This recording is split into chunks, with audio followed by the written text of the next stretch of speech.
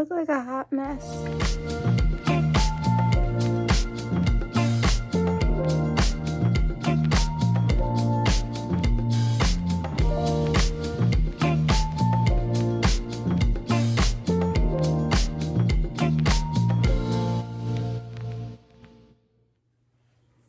Hello, welcome to my channel. If you're new here, my name is Mallory. If you'd like to become one of my pals, that is super simple. Hit the subscribe button down below, ring the bell so you don't miss out on future videos. If you are a returning pal, welcome back. This has been like a long day, an emotional day, highs and lows. I had a doctor's appointment, and it was I did this doctor's appointment on 4 hours and 35 minutes of sleep.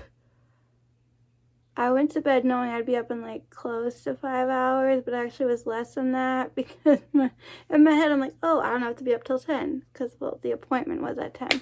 My mom woke me up like at 9:15 to give me time to like wake up and like get out of bed and get dressed. But the good news was it was a virtual appointment on Skype, so I could just sit with my mom in our kitchen, and I didn't have far to go. She was ordering me more blood tests, more urine tests. And I say more because I already took a urine test, but that was for a different doctor. And she like my primary wants me to get the echo where they do like the ultrasound of the heart. I don't freaking know why. Like, it's just a waste and it's expensive, but hey, if they want it, that one I can give them. She also wanted to know if I did a tilt table test. And hi Squeaky, I see you. My cat's staring at me like, you're in my way, woman. And we've made it perfectly clear to her and everyone else, do not expect me to do a tilt table test. But I did do a standing test because she said she would accept it. And I did it literally like around midnight or after midnight. I'm like, it's the day of. Should she want to know this information? And oh my God, was it, oh, torture. And I cheated a little, maybe, I don't know. I didn't stay perfectly still while I was standing. So I don't know if that makes a difference or not, but it's still the numbers. So I'll just read the numbers. I worked it, so I was resting to get my heart rate like low. My resting heart rate because I did it so late. It was like I just got done like leaving my mom's room and like turning the lights off in the kitchen and like getting everything I need and like turning all the lights off in the living room, like going to the bathroom. Like I was moving all over the place. And obviously that's going to elevate my heart rate. And I wanted to give this like a proper chance. So I was like, for me to do this, I need to like get my heart rate like as calm as possible. So at the start, my resting heart rate was 75 beats per minute. And I did write my blood pressure down just in case like that was going to be relevant to anything, but we just focused on the heart rate. And then, because honestly, I don't know how long I was laying flat, but I lay like perfectly horizontal, and got my heart rate to 75. And I tried not to like watch anything or listen to anything that would like elevate. I tried to be as calm as a cucumber. And then I went from that immediately to standing, like not even just like sitting and then standing, like straight up, like standing. And then I had to do that for 10 minutes. And so I had a 10-minute timer set on my phone. And I started listening to an audiobook that I started in June. I have like 2 hours, some odd minutes left of it. But then it was getting increasingly hard, and I cheated a little bit. I used my foot. I used my foot to scoot my phone from where it was to in front of me. And then I used my big toe on my right foot to unlock my phone. And then to open up the timer to see how many minutes were left. And at that point, it was like 3 minutes and 35 seconds. And I thought, how am I going to finish this? So that's when I switched over to music, because I'm like, okay, this should just take me 1 or 2 songs. And I shall somehow survive it. And when all was said and done, my heart rate was at 138. So that was a 63 beats jump. Like, my heart rate jumped 63 beats higher. And then I just wrote down everything I was feeling during the standing test and after. And I did share all of that.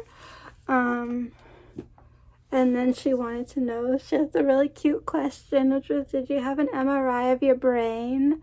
My primary wanted me to do a CT scan of my brain. I'm like, lady, are you nuts? So, and both without contrast. And so she's like, well, okay. When she heard about my background history with MRIs, she was like, well, put this on the bottom of the list. Like, ideally, in a perfect world, would I want to see that? Yes. But, like, is it, like, absolutely necessary in this moment? No. So, I don't know what the deal is with that. There's got to be, like, a cheat sheet or something. So she wanted to know if I've ever had done any sleep studies. I said no. She's like, not even at home. And I don't think at-home sleep studies became, like, a thing until, like, much later, after my original, like, time at the neuroscience center with all the different sleep specialists. So I said I'd gladly and honestly rather I said I could do one at home. I could do the at-home one to start. So on my list of things is to do an at-home sleep study. And that may tell us stuff, it may not. I used to think I had sleep apnea, but now I don't. I think I do have some other sleep issue that does obstruct my airways. And so when you're not getting proper oxygen when you're sleeping, that makes you extra tired in the morning and causes a whole slew of problems. I never really envisioned my life as someone who sleeps with the CPAP machine. I think there's other things now that are offered to help people to breathe better when they help them when they stop breathing in their sleep. So I feel like I'm at a good point now. Should I need something? I just don't want to be a person that's like, I have this equipment I gotta go to bed with, and I gotta keep the CPAP machine clean and do all this stuff. And since I'm a mouth breather, it would be like over the nose and the mouth, not just a little like up the nose thing. Oh my goodness. And she prescribed me a beta blocker. And my mom told me that my grandma's been on that particular one. I don't remember what it's called, but hey, it's a beta blocker. And my great aunt Fran has been on it. Someone else. She was like listing all these people, and they didn't have any issues with it, which is good to know when it's family. So basically, the point of me taking the beta blocker is to help with my tachycardia and to help slow my heart rate down. And then I have to eat, she said 7 grams of salt a day. I try my best to eat as many salty foods as possible, and then with meals, I get that salt shaker and I go to town.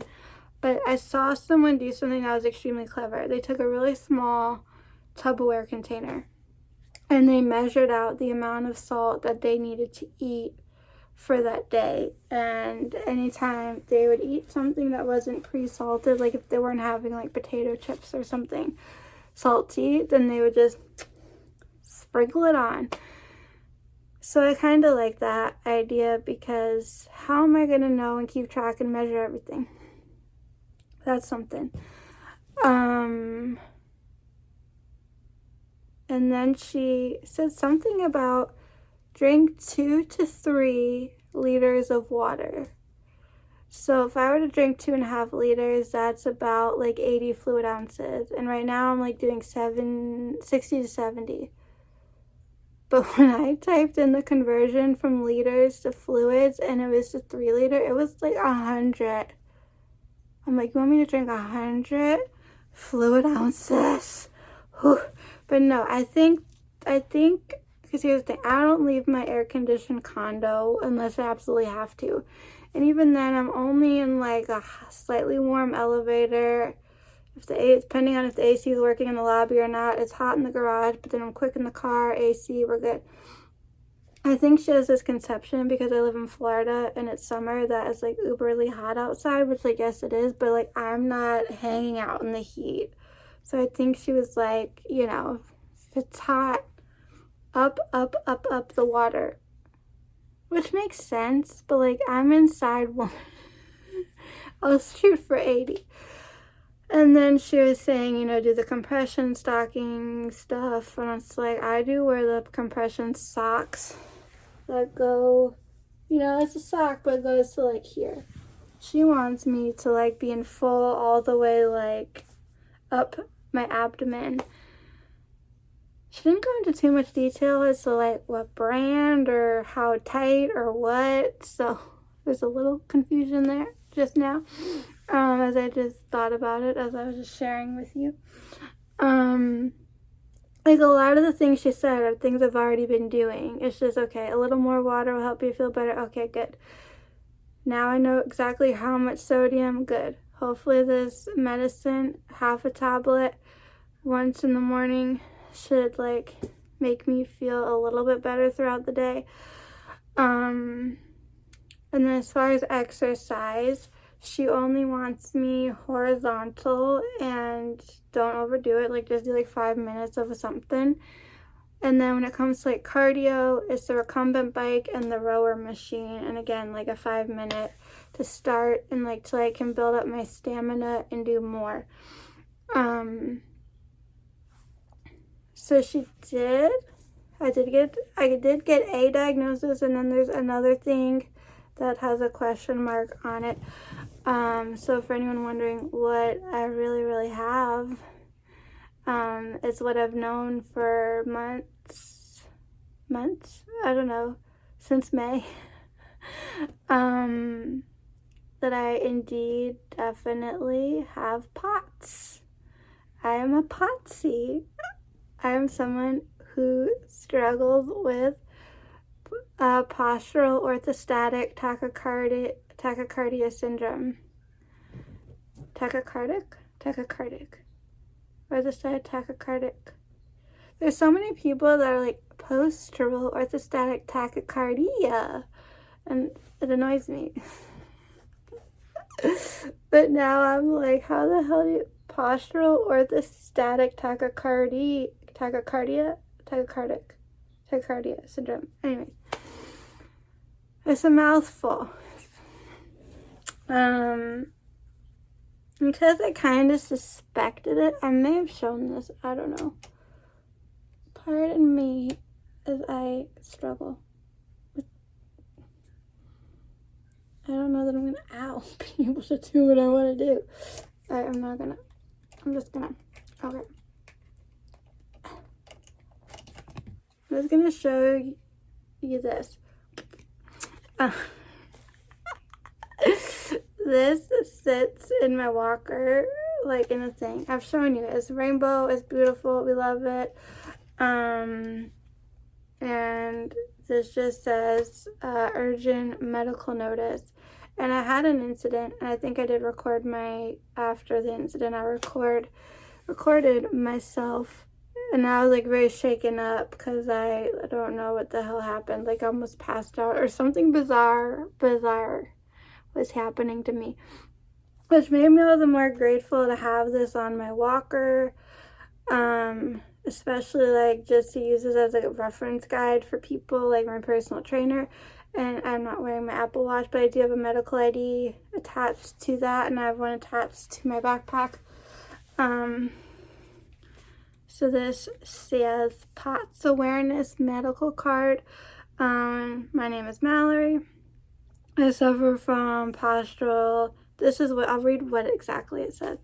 I suffer from postural tachycardia syndrome, and then in parentheses POTS, which is an abnormal increase in heart rate and occurs After sitting up or standing, my blood pressure and heart rate don't adjust well to postural changes. I need to lie down, and if I can, raise my legs. I need help. Thank you. And then I'll read the back. I won't show the back because that's emergency contacts, and I'm not about to give y'all people's numbers. Don't need you blowing up my mom's phone. But on the back it also says urgent medical card, and then it says symptoms of POTS. Dizziness or lightheadedness, fainting, problems with thinking, memory and concentration, and in parentheses brain fog, shaking and sweating, anxiety, nausea, weakness and fatigue, parentheses tiredness, headaches, got one right now, blurred vision, chest pains, feeling sick, shortness of breath, heart palpitations. And then there's emergency contact, and then in small print on the bottom it says, thank you for being kind and considerate to me. It's like a little arrow, I guess, so you'd flip it over to, I don't know. So I keep it so people can see, hi, my name is, and then if they need to call my mom or whatever, they just flip that thing over. But they have to pull the card out to see the back. I like that the back, you can't see it. This way I'm not just like, you know. Anyways, privacy. And then there was something, okay. My whole life I struggled with allergies, seasonal allergies, food sensitivities, you know, yeah. And I've been on different medications throughout my life, but antihistamines are important, especially when you're someone who does really like have allergens in their life. So I said I was taking the Claritin, but then I switched to the Zyrtec. Like, I don't know what's better. And then I asked my mom, I'm like, is Claritin an antihistamine? Because that's easier for me to take than the Zyrtec, without going too deep into it. But the doctor, she has an accent, and it was hard to hear her a little bit. And also, like, the reception at times would, like, you know, cut in and out, and we'd freeze, she'd freeze. It's just video chat. It's not always perfect. But she did say something about her favorite antihistamine. I don't remember what it was, but I'll look into it and see if it comes in a formula that I can take. And so now the confusion is she sending me or my mother or my primary doctor everything? Because we're kind of like, well, where do we go from here?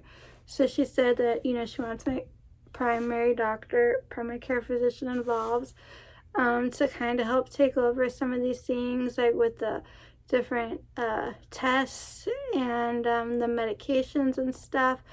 This way I might be able to go through my insurance, and then I can have someone like on the ground, like locally, to kind of help oversee some stuff. And I guess the two can communicate with one another. Should my primary like not understand something, she can talk to the other lady and hopefully get it all sorted out.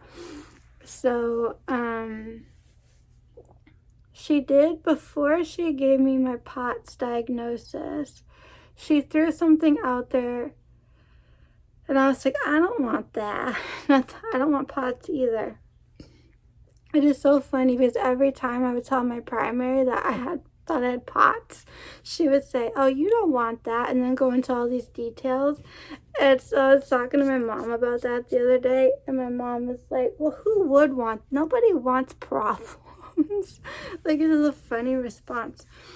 So I'm not fully accepting the first like label that she tried to like slap on me.